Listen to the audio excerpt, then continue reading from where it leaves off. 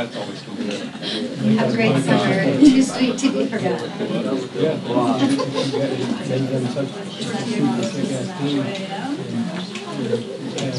I'm buying the first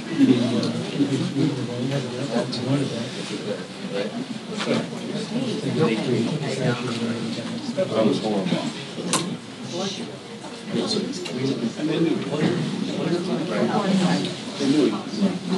No.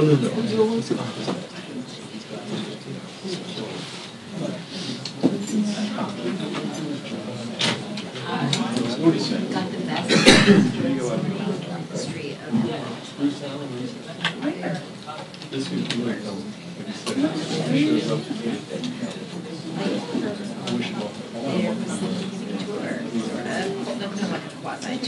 like, now,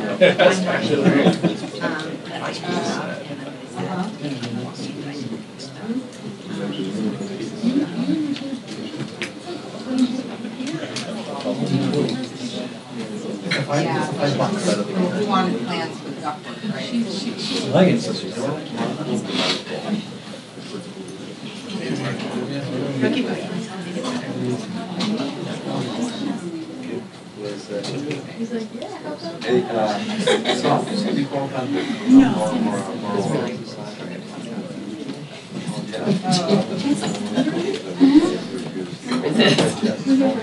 Okay, we sounded off on that part of it. So the question is like, you know, like when did you before?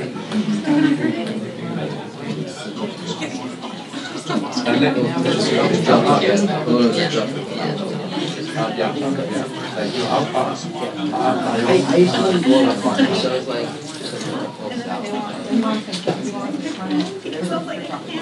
Not listen to that.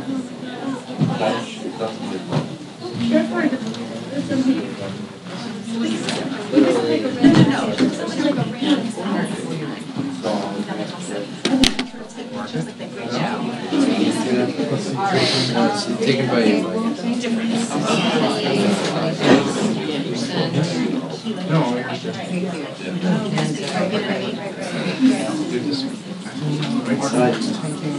Is it really?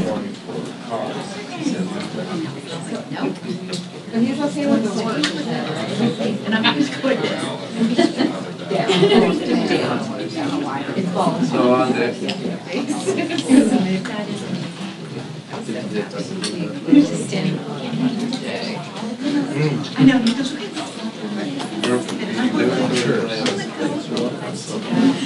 thank you.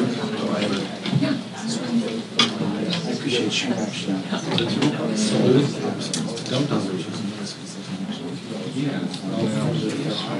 No, they're bringing it away.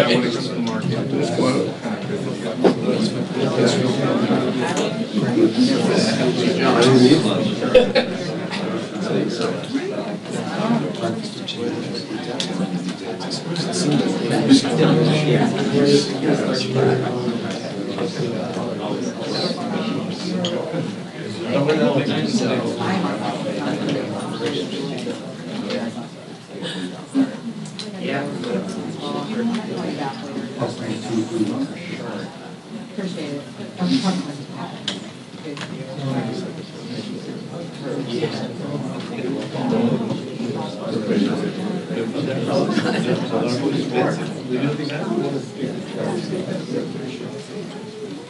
Oh, yeah.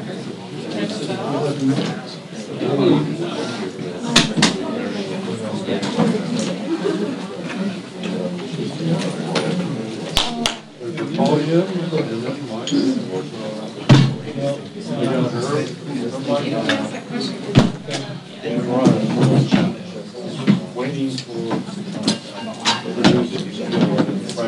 Who said this?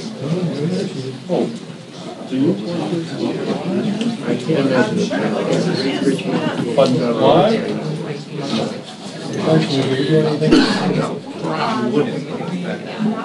I know, no. So I only ended up. But if it's close now. No, we could call him. We could call him.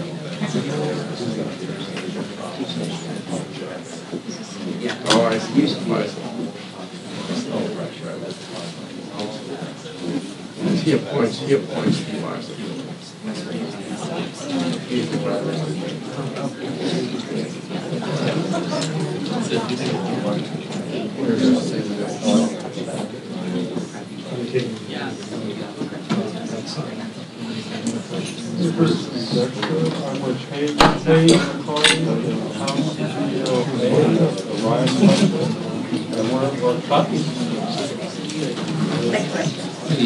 Hugh Hewitt's gonna come in.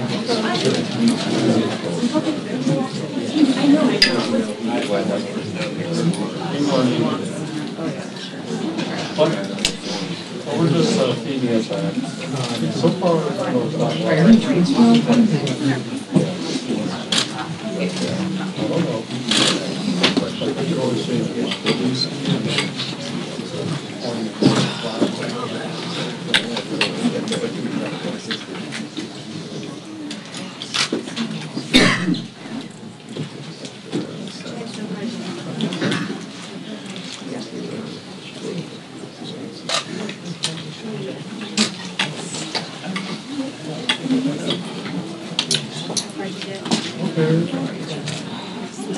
I'll give you a verse.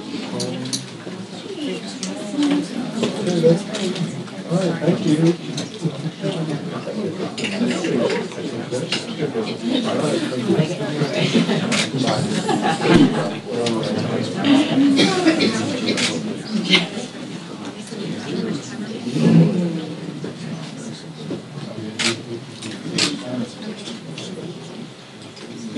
I think I have to come together. I'll probably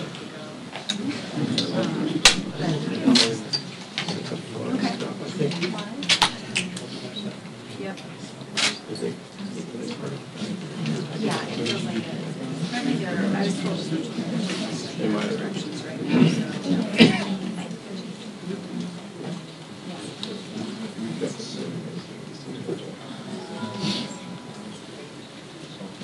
Yeah, that's right. And I think there's one to say a little bit more today too. That's right. Yeah, so if they're going over that, it might work anyway with, you guys handle that.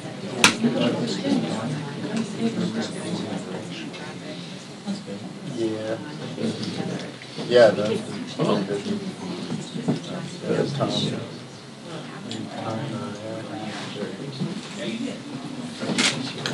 Hands up. I brought some friends.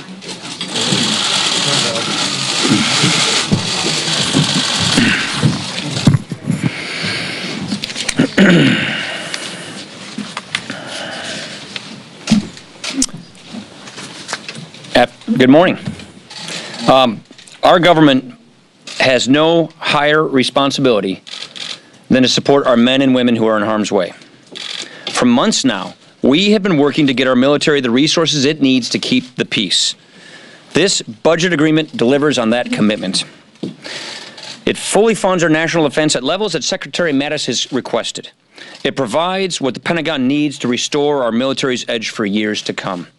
As Secretary Mattis said yesterday, and I quote, "Congressional action will ensure our military can defend our way of life."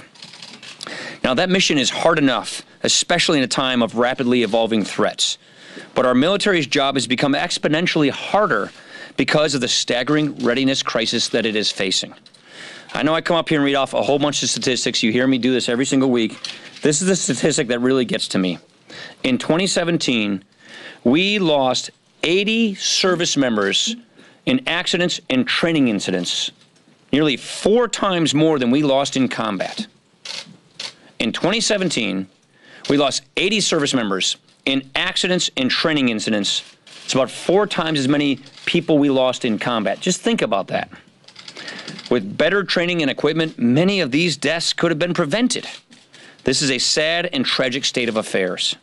And this is why we can never allow anyone to politicize our military or use our troops as bargaining chips. The stakes are just too high for this. Now, let me say one more thing. I know that there is a real commitment to solving the DACA challenge in both political parties. That's a commitment that I share. To anyone who doubts my intention to solve this problem and bring up a DACA and immigration reform bill, do not. We will bring a solution to the floor, one that the president will sign. We must pass this budget agreement first, though, so that we can get on to that. So please know that we are committed to getting this done. Before I turn it over to Chairman Thornberry, I want to take a moment, and I want to thank him. I want to thank Mac Thornberry, Chairman of the Armed Services Committee, and all the members of the Armed Services Committees, both Republicans and Democrats. Their leadership and their unwavering commitment to our service members and their families made this budget agreement possible. They live and breathe these problems. They know these issues. They know all the people who are fighting to keep us safe. They can tell you as well as anyone how critical that is that we get this done. Chairman Thornberry. Well, thank you, Speaker, and all of us on the Armed Services Committee are extremely grateful for the Speaker's leadership in fixing the military as a priority. Let me just remind y'all of a couple of statistics. When the House passed our defense authorization bill at exactly the same numbers that are in the cap deal that we'll vote on today, the vote was 344 to 81. When we voted on the conference report at exactly the same defense levels that are in the cap deal today, the vote was 356 to 70. In the Senate, the votes were 89 to 8, and then the conference report was a voice vote. My point is, there is widespread agreement in both parties that we have cut the military too much, that our service members are suffering as a result, and that we need to do better. This cap deal that will be voted on today is at exactly the same funding levels as the bills that I just read the votes for. My view is that fixing the military is the dominant priority. We have to fix the military. I know members on both sides have other concerns. I wouldn't do this cap deal exactly the same way, but we owe it to the men and women who are risking their lives for us to give them the best equipment, the best training, the best support that this nation can provide.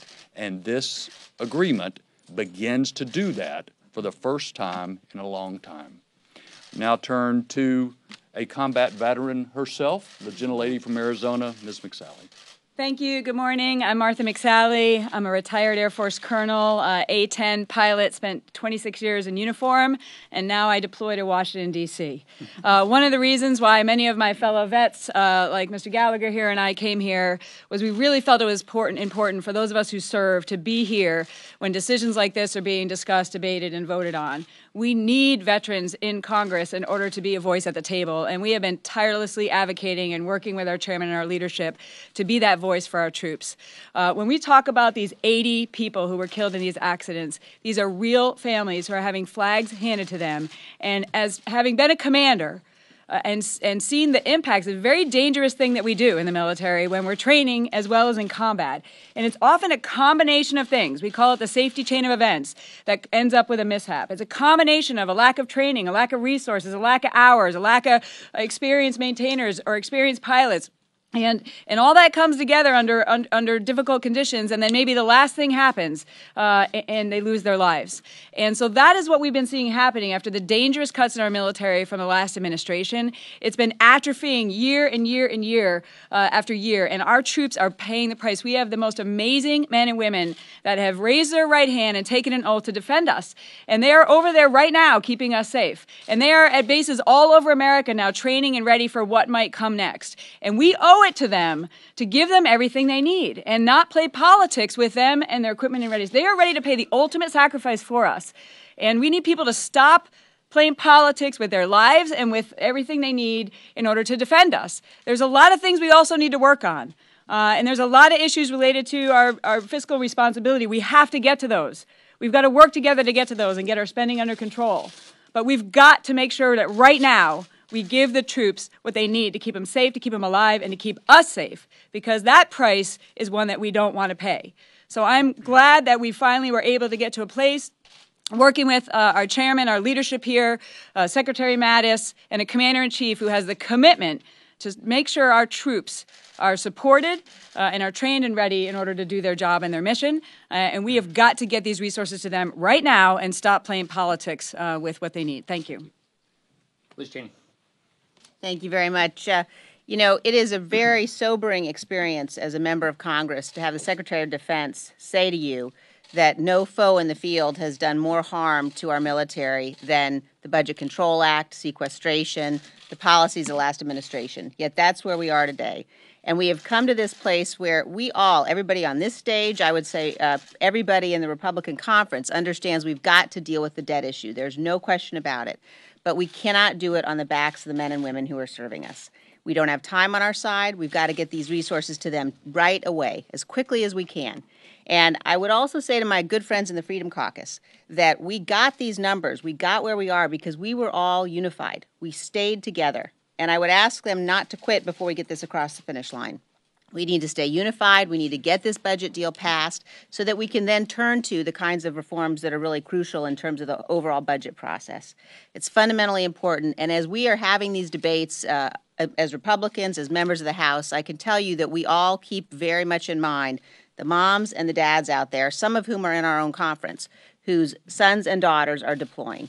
And we cannot be in a situation where we are letting our political debates, our political fights, our arguments get in the way of getting them the resources they need in this increasingly dangerous world to protect and defend every one of us. It's our most sacred obligation. I am very proud and honored to stand on this stage. I'm grateful for the hard work of the Speaker, of the Chairman, of Mike and Martha, and all of our colleagues on the Armed Services Committee, and I will be very proud to cast my vote in favor of this deal to get the military the resources they need. Thank you. Mr. Mike Gallagher from Wisconsin. Thank you.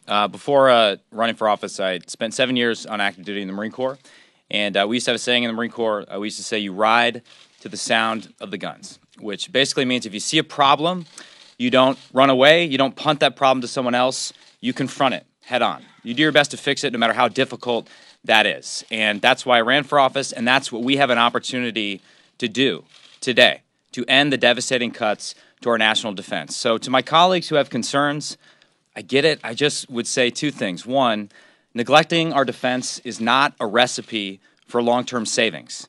As we've seen time and again throughout history, weakness invites aggression, which then costs us an exorbitant amount of money when we have to rearm or we slide into conflict on someone else's terms.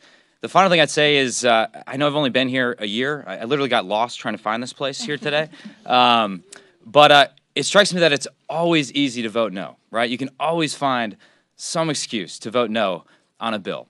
But the American people sent us here to ride to the sound of the guns and to fix problems like this, no matter how difficult that may be. So thank you. Anybody have any questions? Baraboo. All right. So Leader Pelosi had her big show on the floor last night. It lasted over 8 hours. Why are you insisting on this being a bill that the president will sign when Mitch McConnell says any bill that gets 60 is going to... Look, first of all, my hat's off to her. I don't know if I could have hacked that for 8 hours. So it was pretty darn impressive. Yeah, right. And she wasn't wearing these kinds of shoes. I would have gone to the bathroom well before then, I got to tell you. You know, impressive. First, we want a DACA solution. Guess what? In order to shift our focus and get on to the next big priority, which is a DACA solution, we got to get this budget agreement done so that we can go and focus on this. And I said it once and I'll say it again. We will bring a DACA solution to the floor. As far as the Senate is concerned, first, I think it's important to see if they can produce a bill and what they can produce. Our system works different than their system. The leader would say the same thing. And so I can't speak to what our rule is going to look like. I can say that we're going to bring a DACA solution to the floor because we want to solve this problem. Phil. Mr. Speaker, a couple of your colleagues mentioned this. I know where you are on the defense side of this, but on the non-defense side, on the disaster relief, I guess the big question is, kind of echoing what you're hearing from some of your conservative colleagues, would House Budget Chairman Paul Ryan have supported this bill? Yeah, because I actually wrote the first one. I did the first Murray Ryan. It was called Murray Ryan. Actually, she calls it Ryan Murray. My niece's name is Murray Ryan, so I call it Murray Ryan. I did the first one. Why? Because I didn't want to see the sequester hit the military.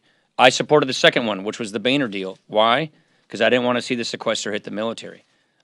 We're doing this one. Why? Because we don't want to see the sequester hit the military. Now, having said all of that, there are some other good things in here. This is a bipartisan bill. Just like Leader Schumer said, you get some things you like, you give the other side things they like. That's what bipartisan compromise is all about. And I think on the net, this is a very good solution. And as to the debt and deficit concerns, most of this domestic spending, as you pointed out, is one-time spending. It's hurricane relief. I mean, what, we're not going to rebuild Houston? We're not going to rebuild Florida? We're not going to help Puerto Rico or the fires in California? Those are things that we have to do because our fellow citizens in these disaster-ravaged areas need assistance, and that is a proper role for the federal government. So a lot of that spending is one-time spending. The other domestic spending is something that we all agree on. We have an opioids crisis in America. Let's get on with fixing it. We think we can get pretty darn close on cancer research and getting some cures, so let's keep that going. We all know we want to work on infrastructure, so we're getting a good down payment on infrastructure. I think there's some other good reforms in this. There's one more thing I'll say. I think this budget process is broken. Here we are with another CR omnibus. That's why something we put in here that I feel very passionate about is having a budget process reform dialogue. Now, we've had a one-sided dialogue in the House among House Republicans. I've been working on this pretty much my adult life. We need to get the Senate involved in a conversation so that we can actually have a budget process, an appropriations process that works. The House passed all of its appropriation bills this year before the deadline in September. So we're doing our work here, but the Senate has a different system. And as much as we are frustrated by that system, it isn't working. And that is why we have a joint select committee between Republicans and Democrats, senators and House members, to figure out how we fix this budget process so that it works more smoothly in the future. Yeah. Tax cuts are starting to kick in now, and this bill will put the deficit over $1 trillion this year, and probably over $1 trillion next year. These are supposed to be good times. Are the times going to be that good to close that deficit? So yes, by the way, economic growth is one of the critical ingredients to getting the debt under control. The military is not the reason we've got fiscal problems. It is entitlements. And that's why I keep telling you, look, the Diamond Black budget we passed this last year, that was the best, the biggest, the most conservative budget Congress has ever passed. Something like $7.4 trillion in spending. So we have shown, us House Republicans, what you need to do to fully deal with this debt crisis. It is entitlement reform. We've got more work to do with all of our friends on the other side of the aisle and the other side of the rotunda. Can times be that good? Mr. Speaker, back on immigration, the president is known to change his mind from time to time. So why not allow a vote on a bipartisan plan and then see if he'll support it? Look, I want to make sure that we get it done right the first time. I don't want to just risk a veto. I want to actually get it done the first time, and I think we can get there. I'm confident we can bring a bipartisan solution to the floor that can get signed into law and solve this problem. We want a DACA solution. We want an immigration solution. I'm confident we can get there. And by the way, getting this budget agreement done allows us to shift our focus on the next big priority, which has a deadline, which is this issue. I love it. Every time, Lisa, you say that. Yeah. There is a great deal of spending in this bill. You're speaking to why you're supporting it. But I'm wondering if you think these spending levels are sustainable after these 2 years, or is it another budget cliff? And I'm also wondering if all 5 of you have read this bill. This is a very short turnaround for a very large bill. Yeah, so obviously we were very involved in this. This gives the authorizers and the appropriators the money to go write the details of this bill for the March 23rd deadline. But let me back it up. Remember why we have the BCA in the first place. Remember the old super committee? Remember when President Obama said, we'll set up this super committee to go do entitlement reform, and if that doesn't work, then this thing kicks in? That's what happened. So the original plan, which never came to being, and we can go point fingers, but the fact is it didn't happen, the entitlement reforms that were necessary did not occur, and then the sequester kicked in. So the sequester is a very crude tool which puts the cuts where they don't belong on our military. And we need to get back to focusing on the true driver of our debt crisis. It's really healthcare inflation, entitlements. These are very important programs that were written in the 20th century that aren't working the way they could and should in the 21st century, which are giving us a debt crisis, combined with the fact that we've got a demographic challenge. We got baby boomers retiring and fewer people following them in the workforce. We have to face up to those challenges and deal with it. And that's why cutting the military doesn't solve the problem. We could get rid of the military and we still would have a deficit. That's the point. So are you saying these are Casey. sustainable longer term if there's entitlement reform? Casey. Yeah, you get entitlement reform, you can solve a lot of these problems. Mr. Speaker, on immigration, there's been a lot of speculation about your own personal future here. This is an issue that has bedeviled Republicans. You have passport rule, all of this. How does your own personal future play into your decision? It doesn't. It doesn't. Not at all? Not at all. I don't think about it at all. I wanted to ask you about that tweet over the weekend highlighting Oh. $1 You know what I know? The average family of four in America is getting a $2,000 tax cut. You know what I know? We've got billions of dollars that are going into bonuses. Jana and I were working the concession stand at St. John Vianney last weekend, and a friend of mine from our parish working at Home Depot came up and said, thank you very much for this raise. This is putting real money in my pocket. That's what I know. Thank you very much.